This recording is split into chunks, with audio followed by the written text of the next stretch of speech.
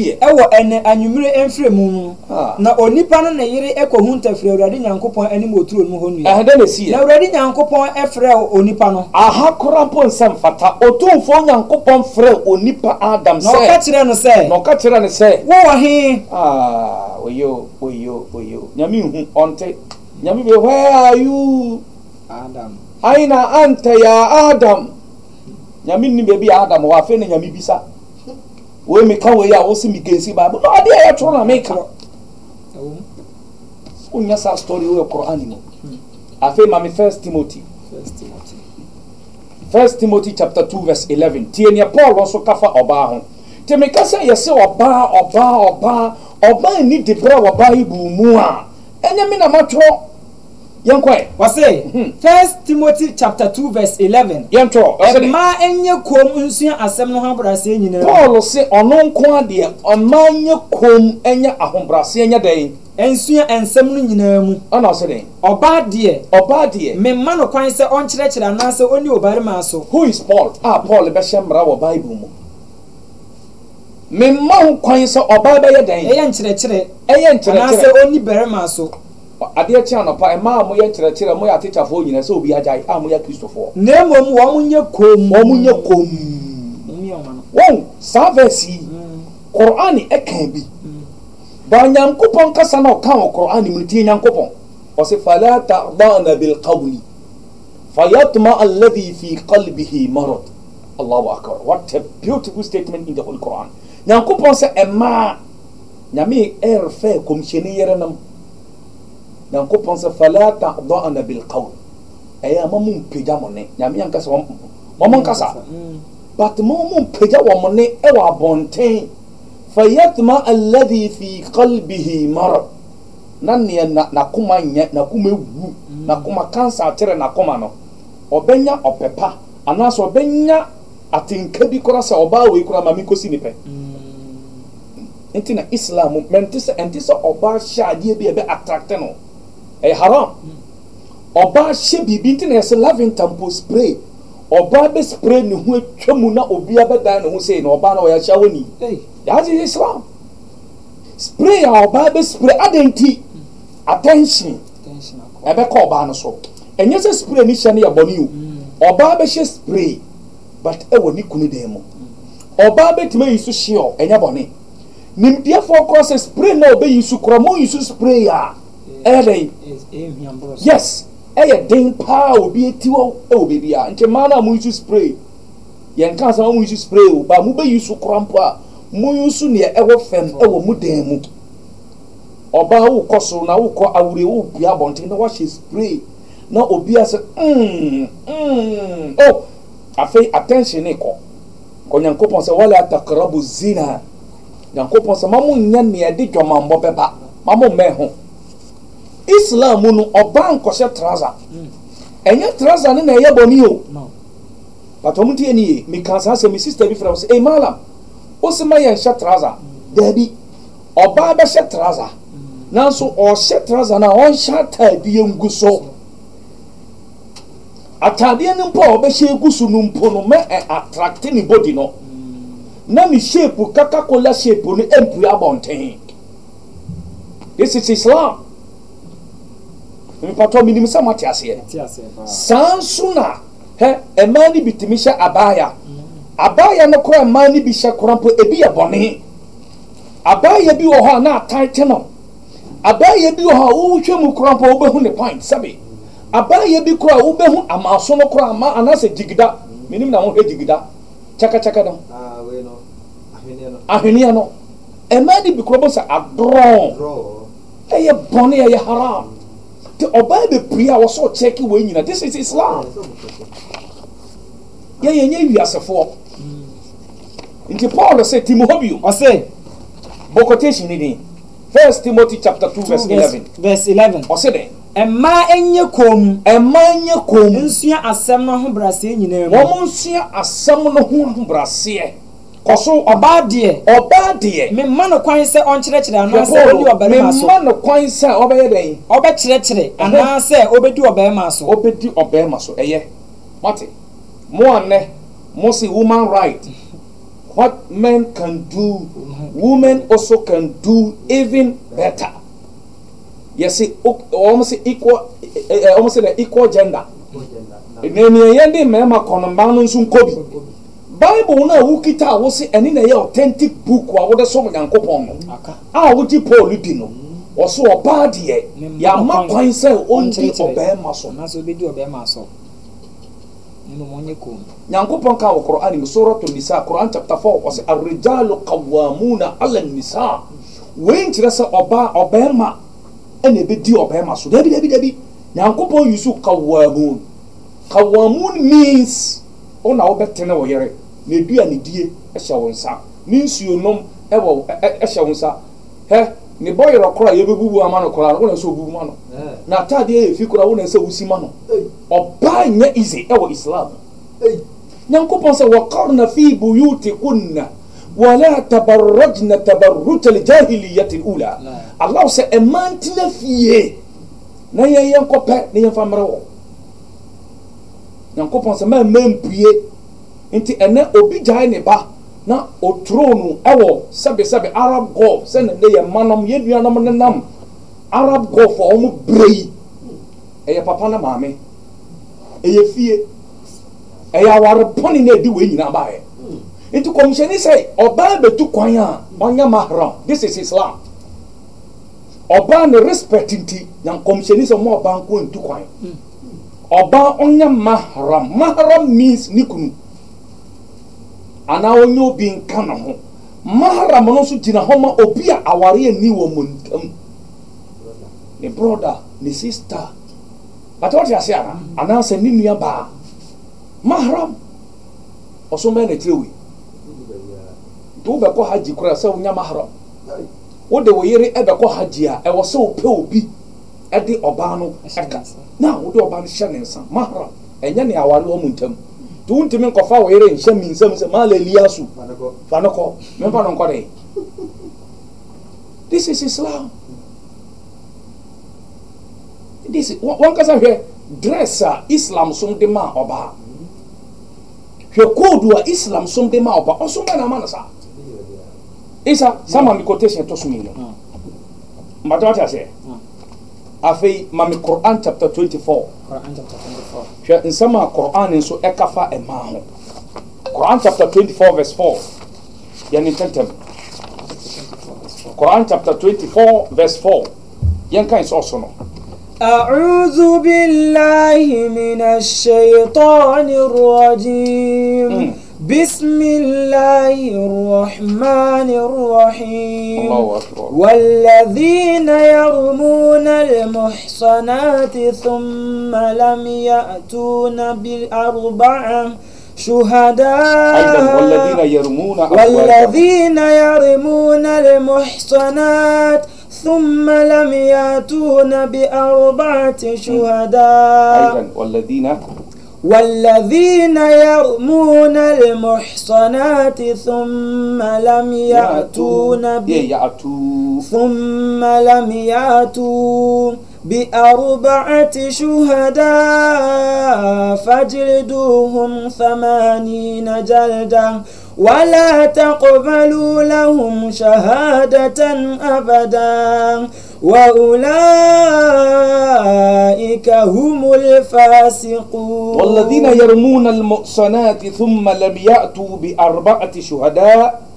فاجلدوهم 80 جلدة ولا تقبلوا لهم شهادة أبدا وأولئك هم الفاسقون. تيني القرآن إكا أو بترانسليت القرآن false allegation, false accusation. Wo de bema oba wa bonten. So oba we wa shawoni. Oba wa kobo krono, wa kobo dwaman, Nyankopon se yenye dem ma. Oba, nyame wanka sa we amma mema wo. Obi pue se si ano de ntwato so to oba so a yede wo se yede no. This is Islam. Na ndo obi beka se Islam sumo na to ma atwene a maintenance. Yankoi. Otumfo Nyankopon se Quran chapter 24 verse number 4. Otumfo Nyankopon say won a wode asem to emma wodi won ho ni so edigu won ho fin wate won a won de asem to emma won kata won ho emma won ye nyamsomfo Emma woman ye GDF na watwa toro dwamambo eni wunsam edi egusa oba no so no Yankopon se ne na wamfa adansefo ennan amma no Yankopon se oba sanso afa adansefo anan bra 4 adanse diefo mo mbedi adanse sa asam na woka ne no kre nipa nan oba and allow what is one for be ama some for dance diefo ama ambedi adanse na woka ne no kra muntwa won emma aduowotwe 80 yen twamo ma baako 80 and allow say na munyi won adanse die entum da enya no nko say nipa no ma yen gini ni bio san krofo no ne awde bo ye po bia bedi adanse on ka ho bio yen ni di filist mu wala taqbalu lahum shahadatan abada nyame wiye ana se den o se san krofo no ne aboneyefo no opo bi o ye bone wa asase so a obi o tonto so to oba so mate aya mun fa quotation Quran chapter 24 verse 4 we aya nsamo Nyankopon kafa ema ho ate no nti Islam enfama entoto fem kora yanko quotation e to so biom ke de bia me kama se mi se quotation bi o Bible mu e kafa ema ho eya sansamo no me supporto enya se me nka sa Bible nim sam nyina me ngindi o tie quotation Bible kan First Peter chapter 3 verse 3 bunti asema Bible kan sa asemo me gidi sa asemo no enya nyame asem kora e to asum ententem First Peter chapter 3 verse 3 say uwie nso a na ma me Deuteronomy chapter First Peter chapter 3 verse 3 First Peter chapter 3 verse 3 o se den momma mo ahyade enye honam anidie hwe oba odresse a momma na ne den mo ahyade enye honam anidie na se den mesawo ne sikahye ana ntadehye mu nemo momma no nye akomam nipa ahunta wate oba edresse a Nyankopon walibasu taqwa dhalika khair Deuteronomy chapter 22 shawonso mame verse 5 tiene babo kan o komsheni Muhammad sallallahu alaihi wasallam Abu Hurairah Yusuf hadisi de mai ono die wasilana Allah almar'a تلبس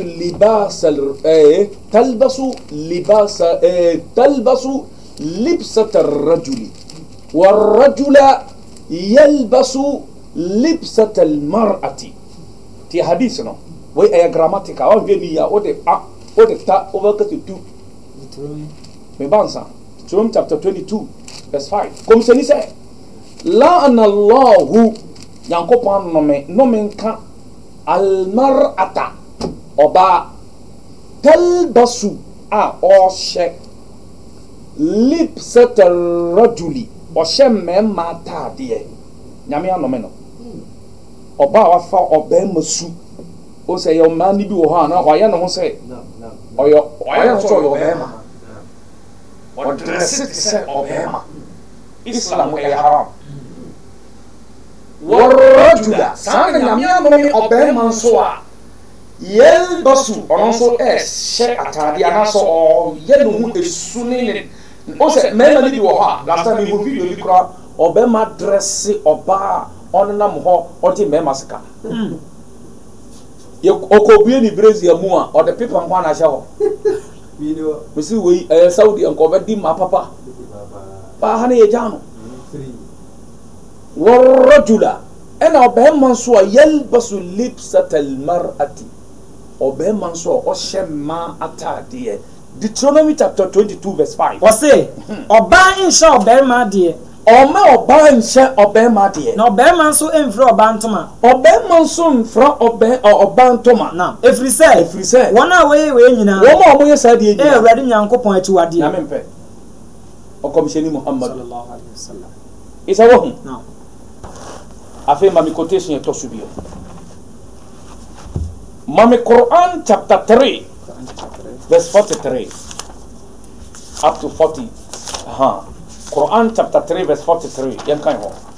otumfo nyankopon say kan so so nansa a'udhu billahi minash shaitanir rajim bismillahir rahmanir rahim na'am يا مريم اقنتي لربك واسجدي واركعي مع الراكعين ذلك من أنباء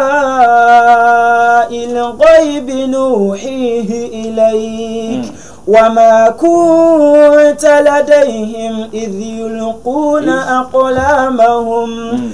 يلقون أقلامهم أيهم يكفر مريم وما كنت لديهم إذ يختصمون إذ قالت الملائكة يا مريم إن الله يبشرك بكلمات منه إن الله يبشرك بكلمة منه اسمه مسيح عيسى بن مريم وجيها في الدنيا والآخرة ومن المقربين. Tienia translation no ekatre yanko otumfo nyankopon say twedi ampon nyankopon ti asaba nyame kasa tra Mary Quran chapter 3 verse number 43 eye bako men kan se kwa menko Quran wo de Quran ya wo de asem oba hwesane ya Quran address Mary nan de Mark chapter 3 verse 31 Yesu epamone maame say who is my mother Emenoko Yesu Kristo ewo Quran chapter 19 verse 30 Yesu say wa barram bi walidati wa lam akun jabbaran asiya Yesu say me ba min kasenti ame maame da me yo setie dia mame maame Patwati ase afi mame translation o say otumfo nyankopon say o kase say Mariam bra wo ho asema wura nyankopon oyo na fa wanim butu foma no na ka won a wo bo won ase no ho Allahu akbar Yase onkomsheni weka ensem bi asuma yeyi akira wo no ho yenko start to 42 ona me pe no na kai ebra asorobofo no ka say kai emra osorobofo no ka kire Mary say Mariam onyankopon ayiwo ana wate wo ho ana wayiwo ama wo so ache wiase ema no nyina Allahu akbar ohu oba nti obi say na nkrofo mienu kasafa oba na obema ose hwan na odi bre wo Islam obi so oba mala bisi so oyobema conversation ya dakeke na ne yoka sa oba wo di bre oba ewo ni onyam ewo nkremusun mo no na sam taasum o say o komsheni Muhammad sallallahu alaihi wasallam say nyame ma wo awo ma miensa onya guarantee for heaven Allahu akbar Atenye obi awo enye se wawo ma 3 nti uka se hey me ko heaven what te won ewo Islam sumo wa mo eduma ho ai se wonya passport aka untimi ko jina kotuka me ko America ebi enye se wonya visa komisheni sa obi anyame ama no awo ma miensa wanka mema ana sankan se mienu kura timi qualifies over ko heaven o ma man tete ya obawo esuafo malafo bi nimdiefo kora bi se obi kora bisa komisheni se ba konso ye ka komisheni beka se obeko ya sama nyame kasa tere Mary Quran chapter 3 verse number 42 wa id qalat al malaikatu obi ban se Quran ye contradiction baby o hanyankopon se translator no o say the angels ebi so o the angel into ono say adena angel ahin e ba Mary nchen yenim say angel Gabriel and e ba Mary nchen but maybe what translator na no ko say angels into ba tire say angel bebre na e ba Mary nchen de bi Quran e yusu malaikatu etimi gina homa singular malaikatu etimi gina homa plural malaikatu e yedin bia ye yusu di ma bebre ne ba ko tire me say translator no wosu translation Quran men fa nya brofo men fa nya tunu men fa ga se wuni made ya shaw se afena wosu class 1 malaikatu ejina homa bebre malaikatu ejina homa baako wa is qalatil malaikatu ose kai is nyankopon se komhye ni kai emra na woni hono no na menya mbo ye ni esi ni se emra obofo ba Mary nchen na obeka kire Mary se ya Mariamu o Mary obi se malam adentina komhye ni Muhammad sallallahu alaihi wasallam maame Aminatu ni din ni Qur'ani mo ena so obi bisa odi bisa nti Yesu ye superior Yesu ye champion Jesus Christ ye champion because ya body ma meeting the answer is no and this we kura wose uji Yesu e wose uji komhye ni di ko Yesu kono wose me ko na ono ne obehye me enionyam no oreba atakbir Allahu akbar he will glorify me this is Quran ya glorify Jesus Christ glorify na shene enionyam nenti akomhye ni maame Aminatu ni papa din Abdallah ni Quran ni mu omu ni case ene ade ati anopa biara Nigeria abato omoto ire nyane na yeka ho obi ensanchorofo radio station TV station ade ati anopa na won akwa America abato Afghanistan abato eni oman bi abato efa ye hore Ghana abato asam na yeka because eno na nsam wo ho arabo wenim se ye pene wenim se ye mpene so wenim se ye wia wenim se ye wia ye nti enye dan a TV station bi a obebuye na no pa bia no na ye the NDC MPP na ye ka ho asam anamwa ye ka ho asam ntire se ne ye nka ho asam no we a ye ka no ho asam no sen ne ye ka ne ye da ho no ne ye wo se ye ka Yesu asam so efa akida ho efa shirk na ebi ma fa se Yesu ye nyame nti komhyeni so na asam no nti anyame so ma komhyeni obeka bosonsom ho asam nyame baasa ho asam nyame miensa ho asam nyame mienu ho asam nyankopon nan ho asam nyankopon 14 ho asam nti komhyeni ba na wanka Yesu asam ha ena onye komhyeni Muhammad nti nyankopon refer Yesu bebi ofiri baaye ti Yesu maame na nyankopon ka kire obofo so on be kan kire Mary se ya Maryam إن الله اصطفاك وطهرك واصطفاك على نساء العالمين إن الله اصطفاك وطهرك واصطفاك اصطفاك نابا مينو أنا يا مصطفى the word Mustafa the choosing one the selected one إن الله اصطفاك nyankopa selecto wato haraki whatever boni ni ho Mary no nyankopa se fi ni Mary ho because some emra Yesu Kristo ba na jiwfo se Mary akobo dwaman Mary ashawoni subhanallah nti komsheni ba na nyankopa se ka kire jiwfo ni wo mo mukita sa asam ni se Mary wa mbo dwaman Mary afi ni no ho wastafaki watahharaki wastafaki nyamia selectu bium ala nisa'il alamin ewa manyina ewa samere no ya kanyam sumni ba Mary ukote Mary ukofo obi ana wayra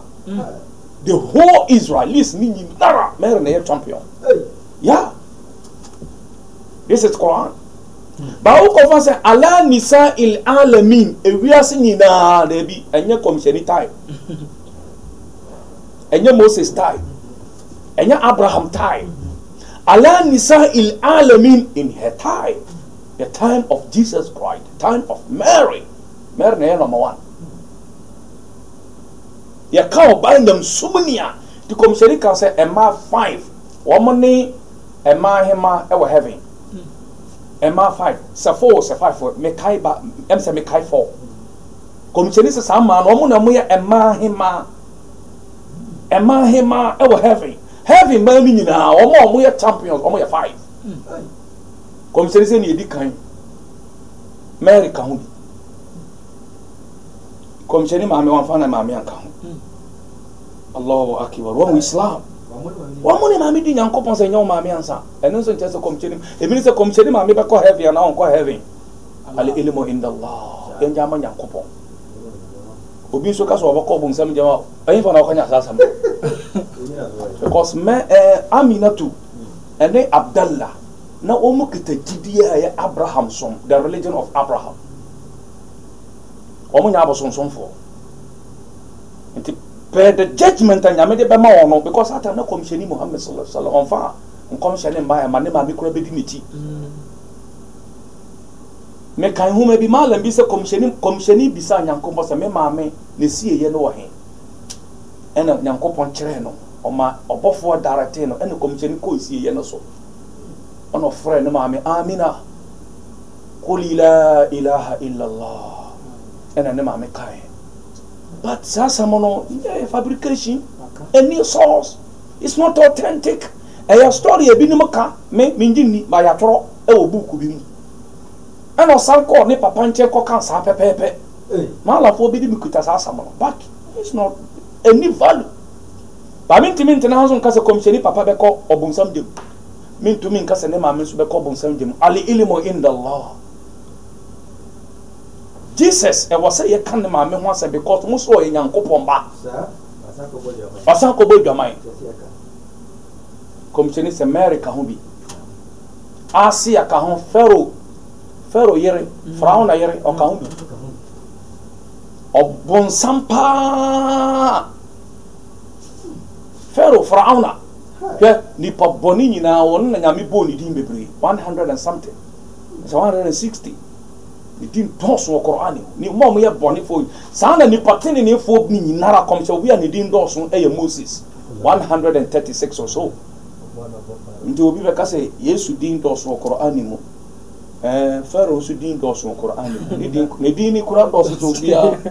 nti ye ka se obi ani din dos wo Qur'ani mo ye ene ye boye nsam dia Pharaoh bonsam ma Pharaoh we defense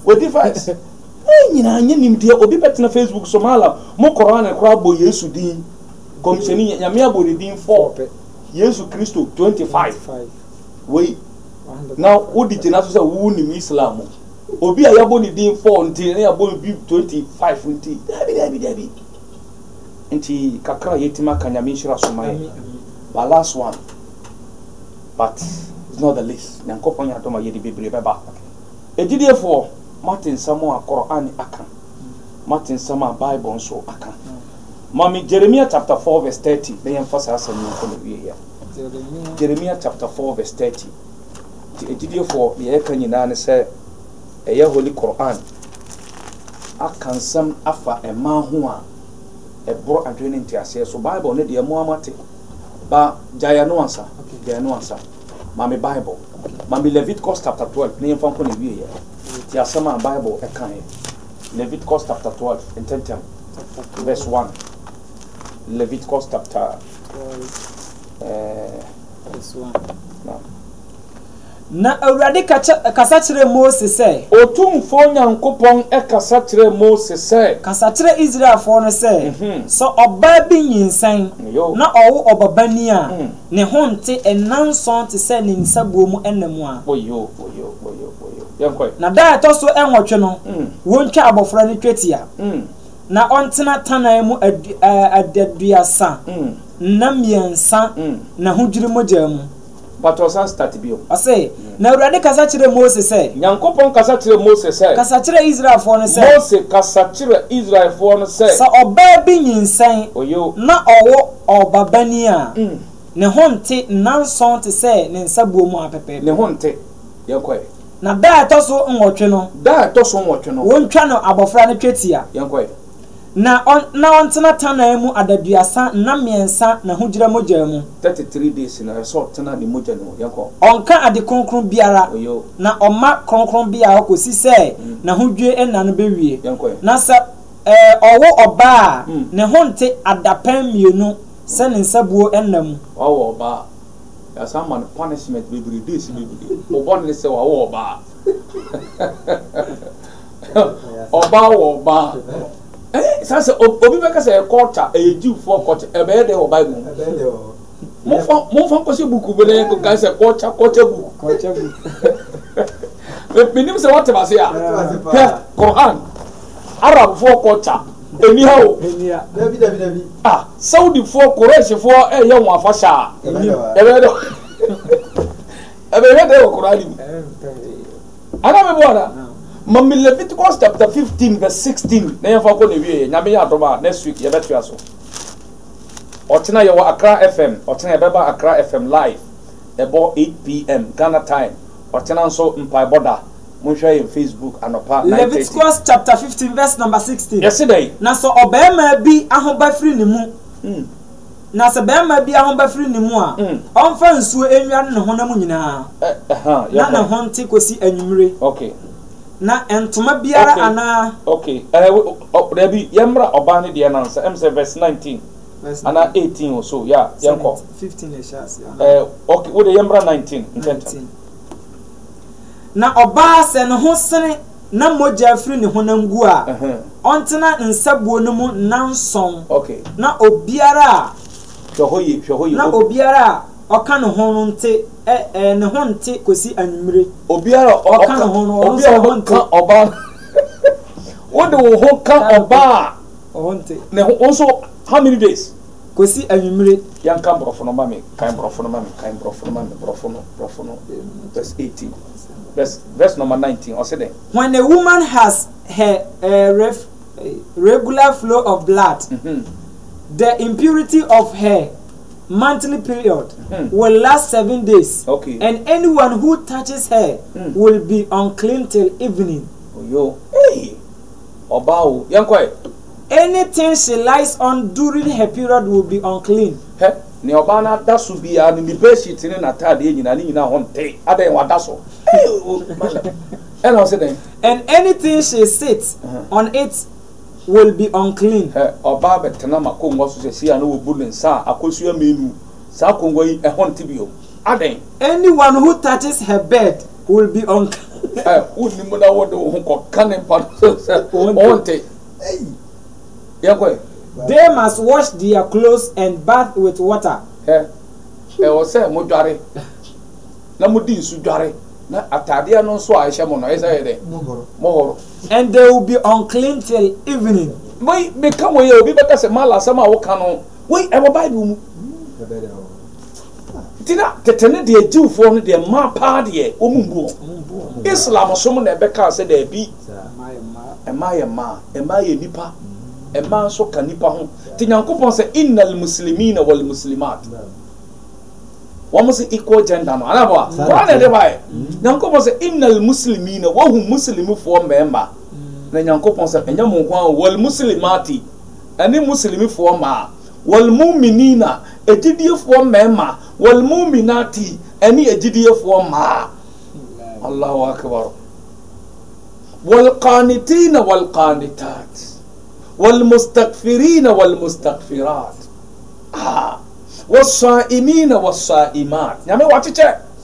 emema mu ye chiriwia ene manso amu ye chiriwia emema mu ye salla ene manso amu ye salla Nyankopon abdallahu lam maghfira Nyankopon so wa pepe bon fate e de amamu nyina eko agenda anamo Nyankopon se mi sisi obi oba ya amema no obema so yenso amema no me nka so oba de oyo obonsam nti me de ne to nchen ya frame Ilyas Abdurrahman beni Isa eni Isnain Abdurrahman